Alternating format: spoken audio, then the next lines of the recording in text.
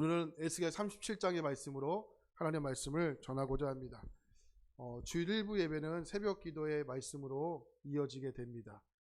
또 다른 광고는 11월 첫 주부터 1부 예배는 7시 30분으로 변경이 됩니다. 그러니까 예전으로 돌아가게 되니 착오 없이 또 시간 잘 유의하셔서 나오시기를 바랍니다. 얼마 전에 항저우 아시안 게임이 끝나지 않았습니까? 그러니까 여러분들도 항저우 아시안 게임 이렇게 옛날 그 분위기가 이렇게 막 월드컵이나 올림픽처럼 그렇게 분위기는 되지 않았는데 아마 여러분들도 다 응원들을 하셨을 거라고 생각합니다. 제가 항저우 아시안 게임을 이렇게 쭉 보면서 한 가지 독특한 점을 발견했습니다. 그 독특한 점이 무엇이냐면 우리나라가 메달을 따는 종목들이 많이 바뀌었다라는 거예요. 그러니까 예전에는 우리나라가 주로 금메달을 따는 종목들이 이렇게 뭐 권투나 이렇게 레슬링, 이렇게 뭐랄까요, 투지와 악을 요구하는 그런 종목들에서 많이 메달들이 땄습니다. 그 이유를 보면은 그 옛날에 우리나라가 좀 어려웠지 않습니까?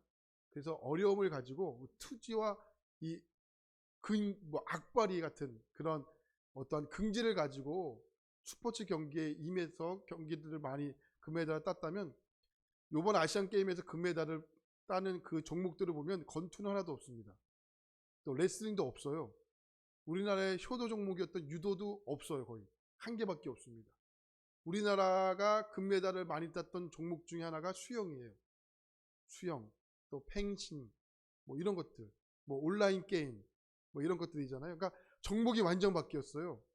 그러니까 대부분 수영이나 펜싱이나 온라인 게임 이런 것들은요, 투지와 악보다는 기술과 어떠한 물질적인 것들이 많이 요구되는 게임들입니다. 그러니까 항저우 아시안 게임을 보면서 우리나라가 경제적인 수준이 정말 많이 올라갔구나 이런 생각을 할 수밖에 없는 종목들이 많이 있었다라는 거죠. 여러분 그래요. 그러니까 우리의 인생도 그래요. 우리의 인생도 아마 여기 있는 분들도 아마 한쪽에는 소망 때문에 기뻐하는 분들이 있는 반면에 한쪽에서는 낙심과 절망으로 사는 분들이 분명 있다는 것이죠. 어느 골목길에서, 좁은 골목길에서 햇빛이 들지 않는 음지에서 장사하고 있는 분이 있었어요. 근데 이분의 소원은 햇빛이 드는 양지로 가는 것이 그의 소원이었습니다. 근데 그분이 갑자기 양지 바른 곳으로 갑자기 뛰어가더니 햇빛이 들어오지 않는 좁은 골목에서 장사하는 또 다른 분들을 향해서 이렇게 외치기 시작합니다. 여보게, 이리로 오게, 여기가 바로 천국이야. 여러분 어떠셨어요? 이번 한 주가 어떻게 지내셨습니까? 어떤 분들에게는 소망으로 인하여 기쁨으로 보내신 분들도 있을 것이고요. 아니면 절망과 낙심으로 인하여 하루하루 견디며 살아오신 분들도 분명 있을 것입니다. 저는 오늘 이 예배가요, 이 장사하는 분이 외쳤던 이 말, 여보게 이리로 오게, 여기가 바로 천국이야. 그러니까 절망과 낙심으로 인하여 여러분 주저앉아 있는 분들이 계시다면 오늘 이 예배 시간이 여러분들 하여금 절망에서 소망으로 바뀌어지는 귀한 믿음의 시간이 되기를 간절히 축원합니다. 에스겔 37장이 바로 이스라엘 백성들에게 있어서는 바로 그 절망 그 자체였습니다. 이스라엘의 모든 나라들, 지탱하고 있는 리더들, 또 지도자들, 젊은이들까지 다 바벨론의 포로로 잡혀가게 되었습니다. 그리고 오늘 말씀에 등장하는 이 에스겔도 2차 포로 시기에 그의 나이에 젊은 나이 25살 때 바벨론의 포로로 잡혀가게 됩니다. 이런 낙심과 절망적인 상황에도 불구하고 어떻게 해서든지 이 에스겔은 낙심과 절망에 빠져있는 이스라엘 백성들에게 하나님의 말씀을 멈출 수가 없는 거예요. 하나님 말씀이 소망이다. 하나님 말씀이 우리에게 능력이다. 이 말씀은 도저히 멈출 수가 없는 거예요. 근데 여러분 에스겔의 상황도 좋은 상황이 아닙니다. 25살의 나이에 다른 나라로 여러분 포로로 잡혀가는 상황이었어요. 근데 늘 고민한 거예요. 늘 기도한 거예요. 어떻게 하면 백성들에게 소망을 전하지? 어떻게 하면 백성들에게 하나님의 말씀을 전할 수 있을까? 늘 고민했던 사람입니다. 그런데 이런 시기에 에스겔에게 치명적인 소식이 들려오게 됩니다. 그게 에스겔 33장 21절 말씀이에요. 화면에 보시고 한번 같이 보실까요? 시작. 우리가 사로잡힌 지 12해 12째 달 5째 날에 예루살렘에서부터 도망하여 온 자가 내게 나와 말하기를 그 성이 함락되었다 하였는데, 여러분 에스겔이 25살 때 포로로 잡혀왔다라고 말씀하지 않았습니까? 근데 그가 이 절망적인 상황에서 그래도 견디고 버틸 수 있었던 이유가 있었어요. 그게 뭐냐면 예루살렘 성전이 아직 무너지지 않았기 때문에 그렇습니다. 무너지지 않았기 때문에 언제든지 다시 고국으로 돌아갈 수 있다라는 소망으로 살아왔습니다. 근데 어떤 소식이 들려옵니까? 예루살렘으로부터 바벨론으로 도망쳐왔던 사람이 에스겔에게 이렇게 얘기하는 거예요. 에스겔이요, 예루살렘 성전이 무너졌습니다. 무너졌습니다. 이때 에스겔뿐만 아니라 포로로 잡혀왔던 모든 이스라엘 백성들은 어떤 심정이 있었겠습니까? 그야말로 삶이 무너지는 거예요. 여러분 유대인들은 아시잖아요. 그의 삶의 중심은 성전이에요.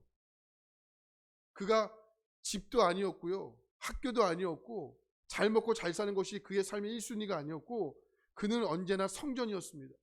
그래서 바벨론에서 다시 고국으로 돌아왔을 때 그들이 가장 먼저 한 것이 뭐예요? 성전을 진 것이잖아요.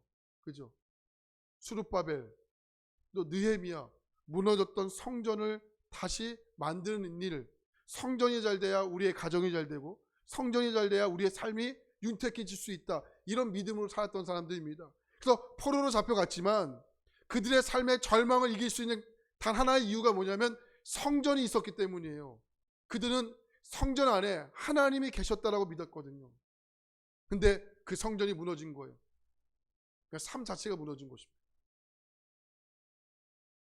이런 상황 속에서 하나님이 오늘 에스겔 37장의 말씀을 에스겔에게 주시는 것이에요. 자, 어떤 말씀이냐면 마른 뼈가 가득하게 쌓여져 있는 그곳에 골짜기에 환상 중에 에스겔을 데리고 가십니다. 자, 오늘 말씀 1절과 2절입니다. 1절과 2절 말씀 보겠습니다. 시작. 여호와께서 권능으로 내게 임재하시고 그의 영으로 주셨는데 거기 뼈가 가득하더라. 2절. 나를 그 뼈 사방으로 지나가게 하시기로 본즉 그 골짜기 지면에 뼈가 심이 많고 아주 말랐더라. 아멘. 예루살렘 성전이 무너졌습니다. 절망과 낙심 가운데 빠져있는 에스겔에게 하나님이 환상 중에 그에게 나타나신 거예요. 그리고 보여주신 것이 어떠한 장면입니까? 마른 뼈가 가득한 곳이에요. 수북하게 쌓여져 있는 곳입니다. 마른 뼈예요. 마른 뼈. 이 장면이 얼마나 처참한 광경입니까? 죽어있는 뼈들이 있는 곳으로 데리고 가시는데 얼마나 많은지 사방에 그 뼈들이 널려져 있습니다. 그런데 하나님께서 이런 광경을 보고 있는데 엉뚱한 질문을 하시는 거예요. 생뚱한 질문. 그것이 3절입니다. 자, 3절 말씀 볼까요? 시작. 그가 내게 이르시되 인자야 이 뼈들이 능히 살 수 있겠느냐 하시기로 내가 대답하되 주 여호와여 주께서 아시나이다. 에스겔이 낙심과 절망으로 있는 상황 중에서 하나님 나타나셔서 생뚱맞은 질문을 하시는 거예요. 근데 여러분 이 하나님께서 생뚱맞은 질문들을요 참 많이 하세요. 먼저 창세기에 보면 한 가지 창세기 9절 말씀 보면 이렇게 말해요.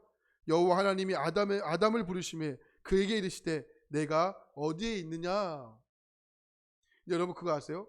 하나님이 나타나셔서 엉뚱한 질문을 하실 때에는 반드시 그 뒤에 회복이라는 것이 있습니다. 지금 하나님께서 아담과 하와가 어디 있는지 모르세요? 여러분 우리가 하나님의 눈에 피할 수 있다고 생각하세요? 못해요. 할 수가 없어요. 근데 하나님 뭐라고 말씀하셔요? 아담아, 아담을 부르시는 거예요. 그에게 이르시되 아담아 네가 어디 있어? 이렇게 말씀해요. 하나님이요 아담이 어디 있는지를 모르는 것이 아니에요. 아신다고요. 하나님의 눈에 피할 수 있는 것이 없습니다. 그런데 왜 아담에게 이런 질문을 하실까요? 아담을 회복하기 위해서. 죄를 지어 낙심과 두려움에 빠져 있는 아담을 부르셔서 아담을 다시 회복하기 위해서 부르시는 거예요. 그럼 그 말씀을 오늘 말씀 3절에 대입해 보자고요. 절망과 낙심에 빠져 있는 에스겔에게 주님 찾아오셔서 생뚱맞은 질문을 하시는 거예요. 에스겔아, 이 뼈들이 능히 살 수 있겠느냐? 이때 여러분 우리의 상황을 한번 대입해 보자는 거예요. 아마 지금 여러분의 상황이 어떤 상황인지 모르겠습니다.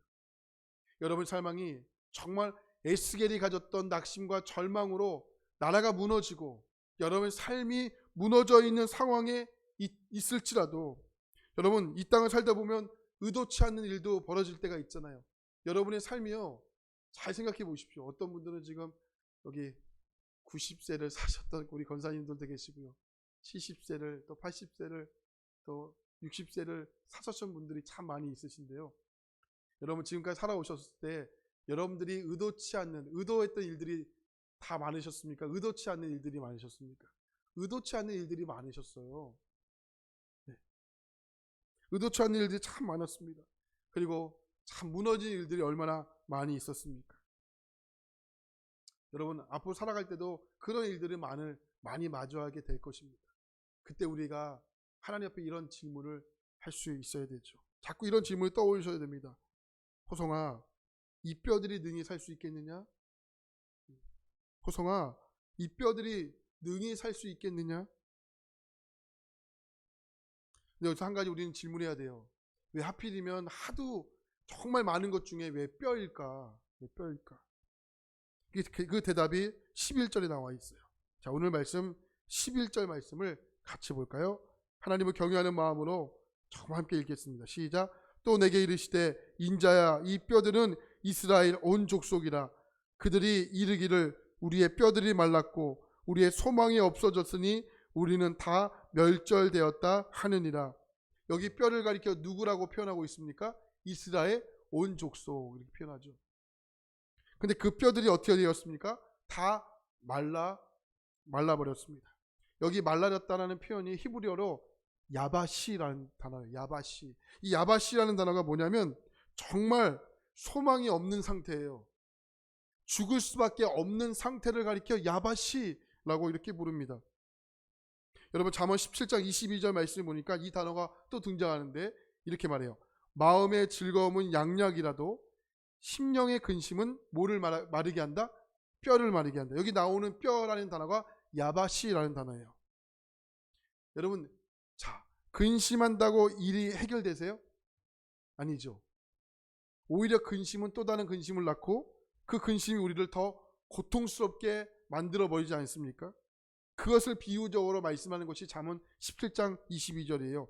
마음의 즐거움은 양약이라도 심령의 근심은 뭐를 마르게 한다? 뼈를 마르게 한다. 우리를 고통스럽게 한다. 우리를 죽음에 이른다. 이런 뜻이에요. 여러분 월트 디즈니라고 들어보셨습니까? 월트 디즈니? 이게 애니메이션인데요. 이 전 세계 만화의 한 획을 그었던 사람이에요. 월트 디즈니. 이 월트 디즈니를 설립한 디즈니는 만화계에서 전무후무한 그런 회사입니다. 저도 어렸을 때 이 디즈니라는 만화를 참 좋아했거든요. 근데 이 디즈니라는 만화가 우리나라에서 언제 반영이 됐냐면 꼭 아침 8시 반이나 9시에 꼭 이게 만화가 나왔어요. 그러니까 9시면 뭐예요? 교회 갈 시간이잖아요. 그러니까 어렸을 때 부모님과 엄청 싸웠어요. 나는 만화를 보겠다. 부모님은 너 교회를 가라. 입술을 찢어버리겠다. 막 그래가지고 엄청난 싸움이 있었어요. 근데 꼭 이 재밌는 만화는 언제 하냐면 9시에 하는 거예요. 9시에. 이 디즈니라는 만화에 어떤 한 캐릭터가 등장하는, 여러분들 잘 아시는 캐릭터일 거예요. 그게 뭐냐면 미키 마우스라는, 그 혹시 이 만화 이 인형 보셨죠? 미키 마우스. 그러니까 미키, 예, 여러분 저기 미키와 미니라는 캐릭터인데 너무 귀엽습니다. 이거 보려고 TV 앞에서 얼마나 기다렸는지 모릅니다. 근데 여러분 죄송해요. 미키와 미니는 죄송합니다. 그냥 쥐새끼예요. 그죠? 쥐의 새끼 이렇게 할게요. 네, 쥐새끼입니다. 근데 이 쥐새끼에다가 디즈니에서 여러분 너무 귀여운 캐릭터를 만든 거예요. 이 아이들에게 엄청난 영향을 주었죠. 지금도 아이들은 너무 좋아합니다.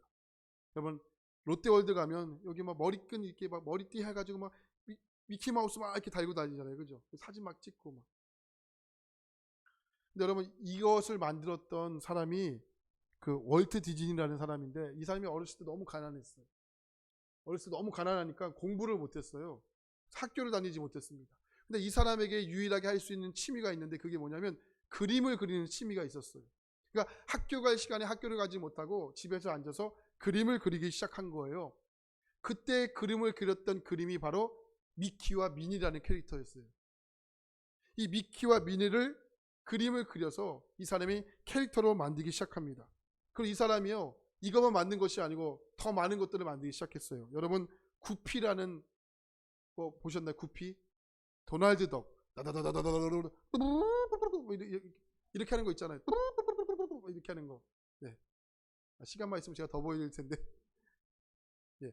이거 다 만든 사람이 월트 디즈니라는 사람이에요.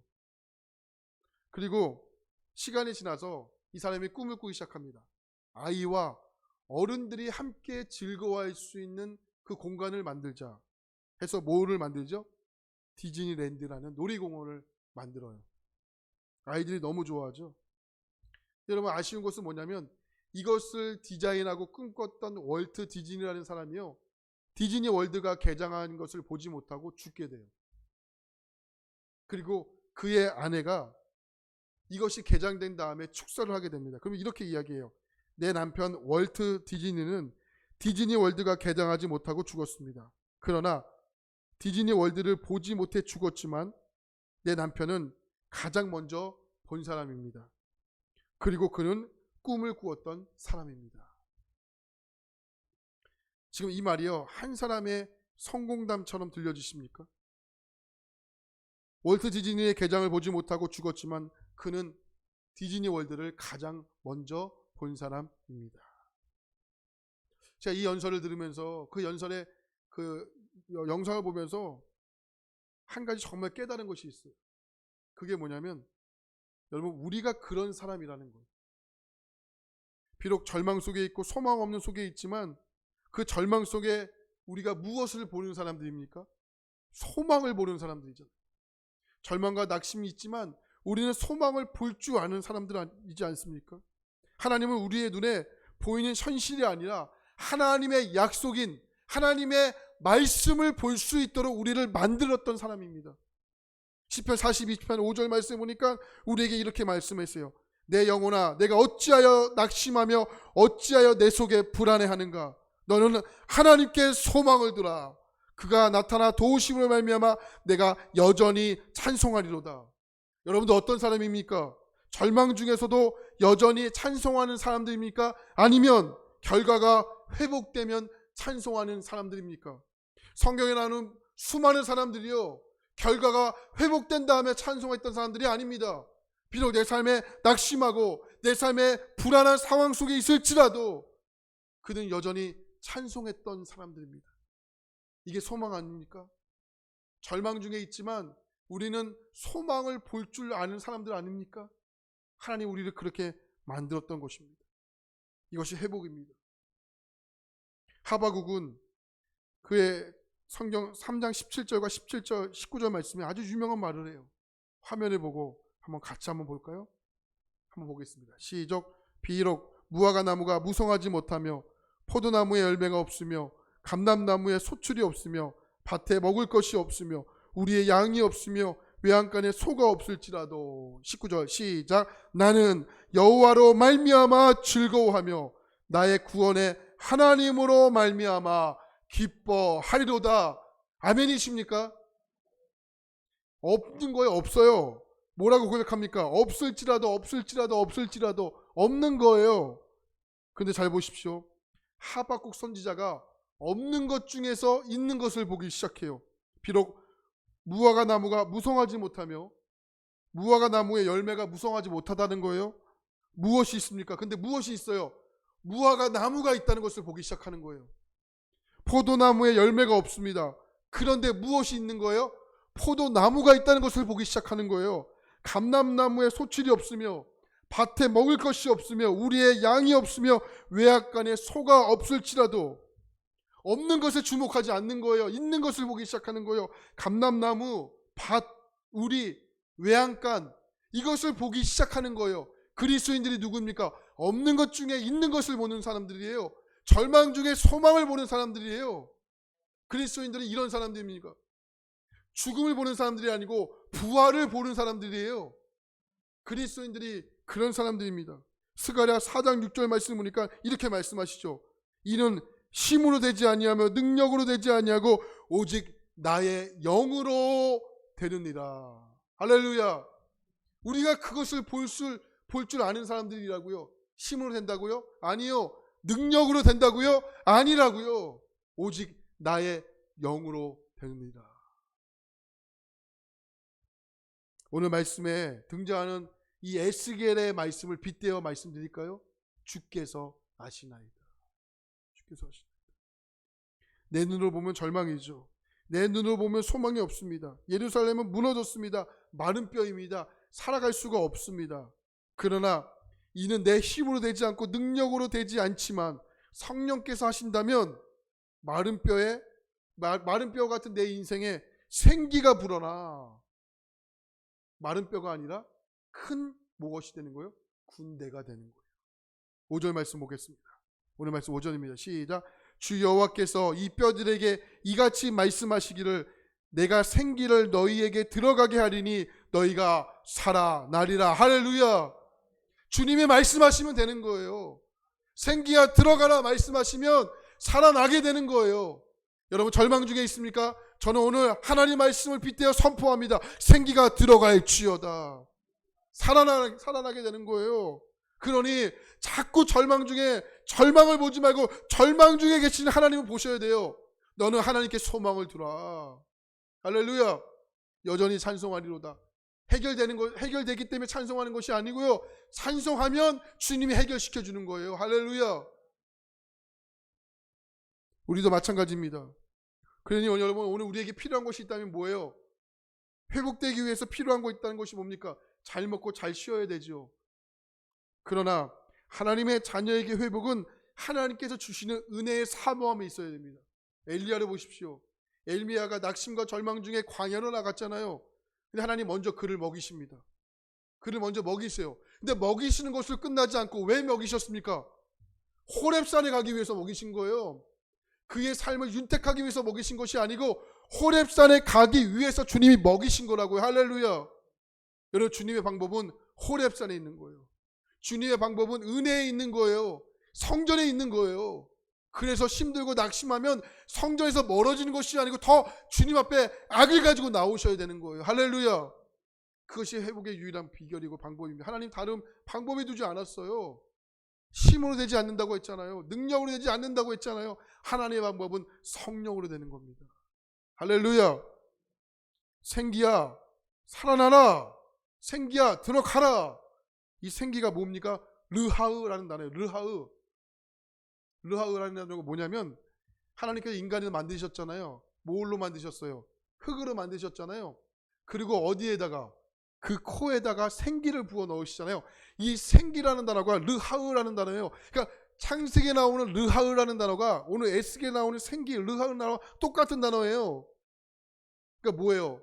우리가 절망 중에 기뻐할 수 있는 이유, 절망 중에 소망을 가질 수 있는 이유가 뭐예요? 르하으. 주의 영으로만 되는 거예요. 할렐루야. 저는 오늘 여러분 가운데 절망 중에 이 자리에 앉아 있다면 제가 초반에도 말씀드렸잖아요. 이 자리가 절망에서 소망으로 바뀌어진 자리가 됐으면 좋겠다고 말씀드리지 않았습니까? 여러분 이 자리로 박차고 나가 저 문을 열고 나가는 순간 여러분 가운데 절망이 소망으로 바뀌어질지어다. 그런 은혜를 사모하면서 성전에 나오셔야 되는 거죠. 할렐루야. 그러니까 여러분 절대로 다른 곳에서 방법을 찾지 마세요. 그리고 구하세요. 하나님 낙심 가운데 있습니다. 절망 가운데 있습니다. 내 삶이 무너진 가운데 있습니다. 그러나 다른 방법이 없다고 들었습니다. 그러니 나에게 성령으로만 충만케 해주십시오. 성령으로 이겨나가게 해주십시오. 거기에 답이 있는 거죠. 그것이 우리의 소망입니다. 여러분 이번에 한 주간 다른 거 구하지 마시고 여러분 나에게 성령 충만하게 해달라고 구하시기 바랍니다. 내 심령 가운데 하나님 성령으로만 충만하게 해주십시오. 구하셔야 되는 거예요. 할렐루야. 그래서 오늘 우리가 이 찬양 불렀잖아요. 성령이 계시네, 할렐루야 함께 하시네. 그리고 뭐라고 고백해요? 좁은 길을 걸으며, 넓은 길이 아니에요. 좁은 길을 걸으며 밤낮 기뻐하는 것. 그 이유가 뭐예요? 주의 영이 함께함이라. 같이 불러볼까요? 성령이 계시네, 할렐루야 함께 하시네. 좁은 길을 걸으며 밤낮 기뻐하는 것, 주의 영이 함께함이라. 가슴에 손 얹고 성령이 계시네, 할렐루야 함께하. 하나님, 오늘 우리 가운데 가슴이 뜨거게 해주시고, 좁은 길을 걸으며 밤낮 기뻐하는 것, 주의 영이 함. 우리 마지막으로 다시 한번 선포하겠습니다. 성령이 하나님, 오늘 이 시간 우리의 가슴을 뜨겁게 하여 주십시오. 날심과 절망 가운데 있을지라도 하나님, 성령님 우리와 함께 하심으로 우리가 소망을 바라보며 여전히 찬송하는 하나님의 사람들 되게 하여 주시옵소서. 여러분, 우리가 이렇게 사는 거예요. 성령이 함께 하시기 때문에 우리가 살아가는 것이죠. 저는 오늘 시간 주님의 제자에서 선포합니다. 여러분 가운데 주의 성령으로 살아나갈 수 있기를 간절히 축복합니다. 그것이 좁은 길입니까? 괜찮습니다.